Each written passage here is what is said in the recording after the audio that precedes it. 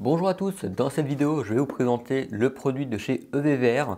C'est une smart plug, donc une prise connectée qui est très intéressante parce que il y a des choses que j'ai vues dans ce produit que je n'ai pas vues chez d'autres marques. Il y a quelques contraintes, il y a quelques limitations, on va en parler dans la vidéo. Cet exemplaire m'a été donné par la marque et donc cette prise connectée, qu'est-ce qu'elle a de différente par rapport aux autres? Déjà par rapport au produit que j'ai l'habitude de montrer sur la chaîne, c'est pas du Zigbee. C'est un produit qui est HomeKit. Ça me permet aussi de faire des vidéos sur la domotique Apple que j'aime beaucoup, même si ça manque cruellement de fonctionnalités pour le moment. Et il y a beaucoup de problèmes qui sont actuellement pas résolus, mais c'est surtout de l'ordre du côté d'Apple et pas vraiment du côté des produits et des constructeurs en tant que tels. Bien sûr, si ce produit vous intéresse, je vais vous mettre des liens dans la description, comme ça vous pourrez directement les acheter. Et pourquoi vous devriez acheter ces prises-là? Déjà, si vous êtes utilisateur d'HomeKit, ça peut être très intéressant. Et en termes de fonctionnalité, ça comprend la mesure de la consommation de ce qu'on met sur la prise. Il y a un interrupteur on-off, donc on peut désactiver et activer la prise à distance à travers HomeKit, assez simple. Vu que c'est du HomeKit, ça s'intègre bien sûr avec Siri, donc on peut faire Hey Siri, allume ça et boum, ça s'allume. Pareil pour l'extinction. Et moi, ce qui m'intéresse vraiment sur cette prise, c'est d'ailleurs son atout, et c'est ce qui fait la taille de cette boîte. Parce que oui, la boîte est très grosse, mais il y a une raison. C'est pas parce que la prise est mal designée et qu'elle est énorme. Alors oui, la prise est imposante, mais il y a une particularité que j'adore réellement, c'est qu'en fait, c'est un bloc externe. C'est pas une petite prise qu'on branche sur une prise directe, ce qui permet de la glisser assez facilement derrière un meuble. Et du coup, l'installation, c'est plutôt pratique parce que le fait d'avoir ce petit boîtier externe qui vient avec des petits câbles, donc pour éviter d'avoir une grosse prise sur sa prise murale, franchement, dans plein de cas d'utilisation, ça peut être vraiment pratique et c'est vraiment ce que j'aime sur ce modèle-là.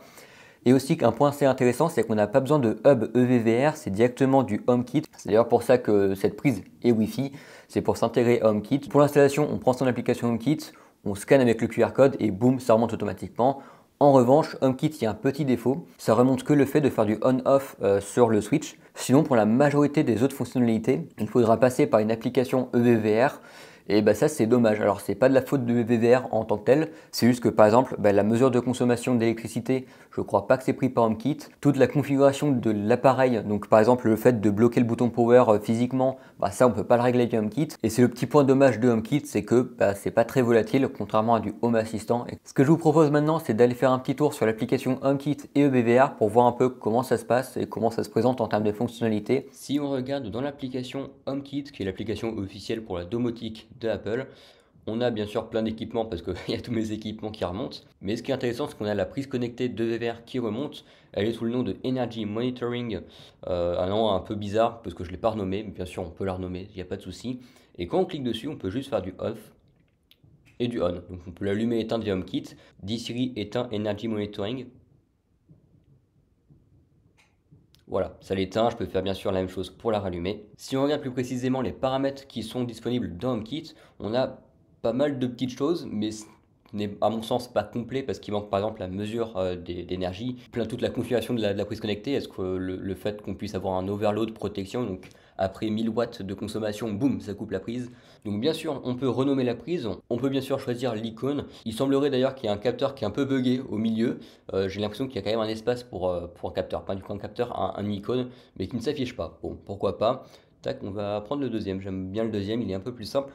On peut bien sûr choisir la pièce dans laquelle est la prise, donc pour moi c'est le salon. Le display as, il est intéressant, c'est affiché en tant que. Et sur une prise connectée, on peut mettre plusieurs appareils. On peut par exemple mettre une lumière qui n'est pas connectée, là, un petit style une lampe de chevet, ou des lumières de salon qui ne sont pas connectées, où il n'y a pas d'ampoule connectée dessus. Mais bien sûr, on peut quand même faire un état off et on via la prise connectée. Du coup, on peut faire un display as, par exemple light, comme ça, ça s'afficher en tant que lumière. Et on peut bien sûr choisir son icône et adapter un peu ce qu'on veut en conséquence. Et quelque chose aussi intéressant, c'est qu'on peut faire un display as fan. Donc fan, c'est un ventilateur. Et bien sûr, on peut choisir le modèle sous son ventilateur. Et du coup, on peut avoir un petit logo ventilateur à la place de la lumière ou à la place du petit switch. Ce qui est assez intéressant. Je trouve ça, la fonctionnalité est cool. Le reste, c'est des réglages qui sont natifs à HomeKit. Donc, il n'y a pas réellement besoin d'en parler. Et on va directement passer à l'application EVVR qui, elle, comprend beaucoup plus de paramètres. Dans mes applications, ici, j'ai la petite maison EVVR qui répertorie tous mes appareils EVVR. Donc, dans ce cas-là, j'en ai que un. Si vous en avez plusieurs, forcément, il y aurait plusieurs icônes. Quand on clique dessus, on a des paramètres rapides. Donc là, c'est juste un off et un on. Et tout en haut, on a les trois petits points. Et si on clique dessus, on a accès à tous les paramétrages de la prise. Donc Bien sûr, le renommage, encore une fois le power state, donc off-on. On a l'active power, donc qu'est-ce qu'elle consomme actuellement? Donc actuellement, ma prise consomme 0,19 watts, voilà, donc c'est pas grand-chose. Ensuite, on a un récapitulatif des kilowattheures mesurés par jour, par mois, par année, donc ça c'est plutôt sexy, j'aime beaucoup ce genre de data-là.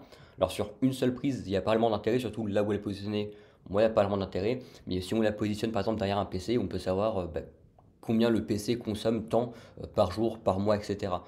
Ça me donne des plutôt bonnes data. Hello you.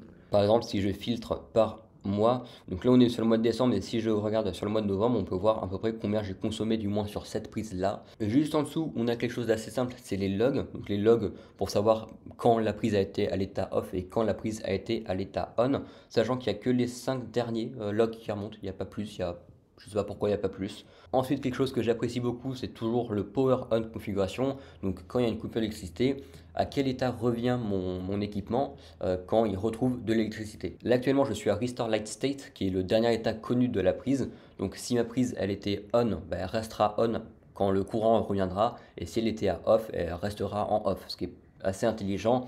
Dans d'autres configurations, il peut être intéressant de le changer pour qu'à chaque fois qu'il y a de l'électricité qui revient dans la prise, à chaque fois ce soit off, ou le dire de toujours mettre en on. Et enfin, la petite chose que j'apprécie beaucoup pour les petits fouineurs, parce qu'il y en a des fois qui s'amusent avec la domotique et j'ai pas envie.